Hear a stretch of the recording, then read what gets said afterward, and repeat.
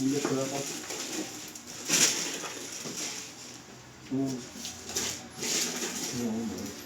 Bak bak.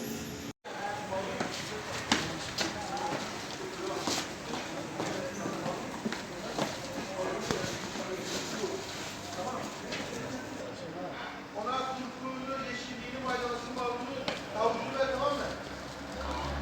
Koy ver ha. Tamam mı? Tamam mı? Tamam mı? Tamam mı?